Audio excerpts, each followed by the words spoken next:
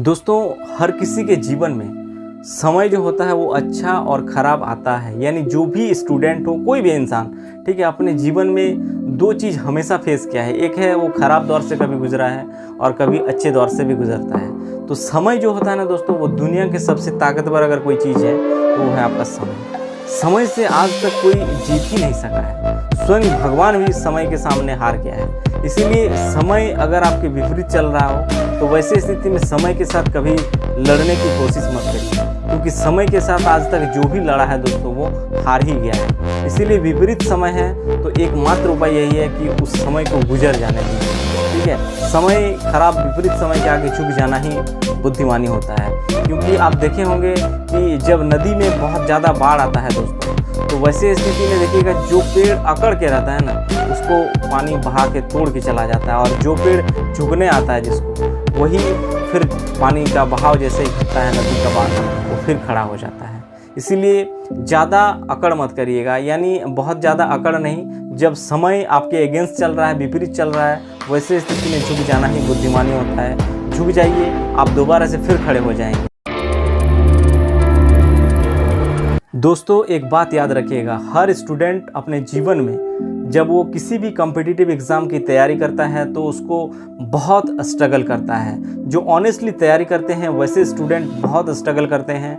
उस वक्त अगर देखा जाए तो उन स्टूडेंट को कई सारे आलोचनाओं का सामना करना पड़ता है।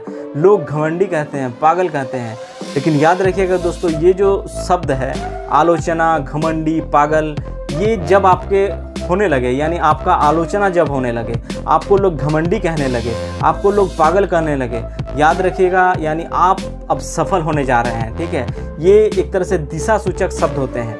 ठीक है, ऐसे शब्द जब लोग आपके बारे में आलोचना करने लगे तो आप मान लीजिएगा कि आप औरों से बहुत आगे निकल चुके हैं। गणित बेशक कमज़ोर है हमारा, लेकिन वक्त आने पर सबका हिसाब करेंगे हम। दोस्तों, ये जज्बा हर स्टूडेंट में होना चाहिए, क्योंकि आज के टाइम कोई भी स्टूडेंट है जो कंपटीशन एग्ज़ाम की तैयारी कर रहे हैं, उनको एक लंबा टाइम समय लगता है तैयारी करके एग्ज़ाम को क्वालिफाई करने में। तो इस बीच आपको कई सारे बातें सुनने को आएंगे, आस से पड़ोस से हो, आपके घर से हो, समाज से हो। तो इन बातों को दरकिनार करते हुए सिर्फ आप अपने तैयारी पे फोकस करिए। इसके अलावा जितने भी बाहर से जो भी बातें सुनने को मिल रहा है, इन चीज़ों से अवॉइड करिए इन चीज़ों को, और अपने पढ़ाई पे फोकस करिए, क्योंकि समय जो है दोस्तों इसमें आप लोग को कम मिलेगा। इसीलिए अभी से आपका प्रिपरेशन शुरू कर दीजिए, ताकि बाद में ये एहसास ना होना चाहिए आपको कि काश हमको थोड़ा और समय मिल जाता।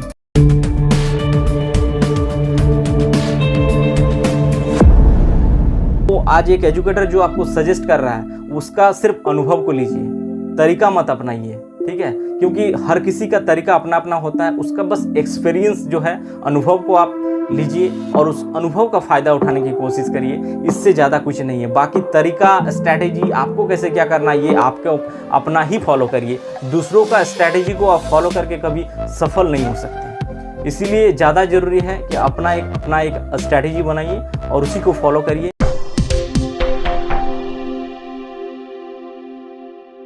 सिर्फ मेहनत से एग्ज़ाम क्लियर नहीं होता है दोस्तों, याद रखिएगा।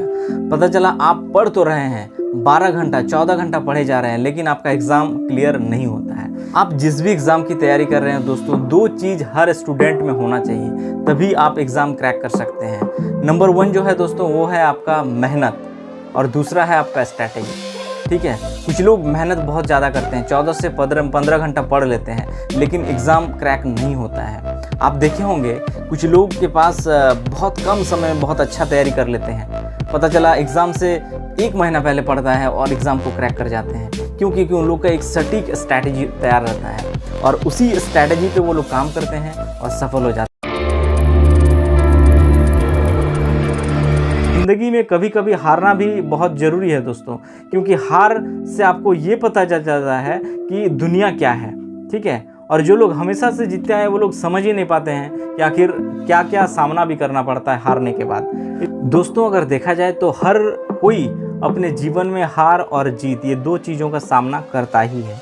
ठीक है। चाहे आप जो भी काम कर रहे हैं, अगर आप स्पोर्ट्स से जुड़े हुए हैं, अगर आप स्पोर्ट्स में खेलते हैं, तो वहाँ पे भी हार और जीत, ये दो चीज़ें हमेशा से होते ही रहता है, ठीक है। कभी आप हार जाते हैं, कभी जीत जाते हैं। तो दोस्तों मैं यही कहूँगा कि हार और जीत का एक अपना मज़ा है, लेकिन याद रखिएगा दोस्तों कि हार कर जीतने का मज़ा कुछ अलग होता है, ठीक है। आप दोस्तों जीवन में देखे होंगे कि बहुत से ऐसे लोग हैं जो कभी मतलब हारा ही नहीं है, हमेशा जीत ही किया है। अब देखे होंगे दोस्तों कि जो लोग जीवन में कभी नहीं हारता है, वो लोग जीवन के अंतिम पड़ाव में बहुत परेशान रहते हैं, क्योंकि उन लोगों के पास जैसे यूटिलिटी ख़त्म हो जाती है, ठीक है, लोगों का जुड़ाव घट जाता है, वो बहुत विचलित हो जाते हैं, परेशान हो जाते हैं। वहीं पे जो हारने वाले लोग हैं, जो हार के जीते हैं, वो कभी विचलित नहीं होते हैं। इसीलिए ज़िंदगी में कभी कभी हारना भी बहुत ज़रूरी है दोस्तों, क्योंकि हार से आपको ये पता चल जाता है कि दुनिया क्या है, ठीक है। और जो लोग हमेशा से जीतते आए, वो लोग समझ ही नहीं पाते हैं कि आखिर क्या क्या सामना भी करना पड़ता है हारने के बाद। इसीलिए ज़िंदगी में कभी कभी हारना भी आपके लिए बहुत फ़ायदेमंद रहता है, इसलिए निराश मत होइए।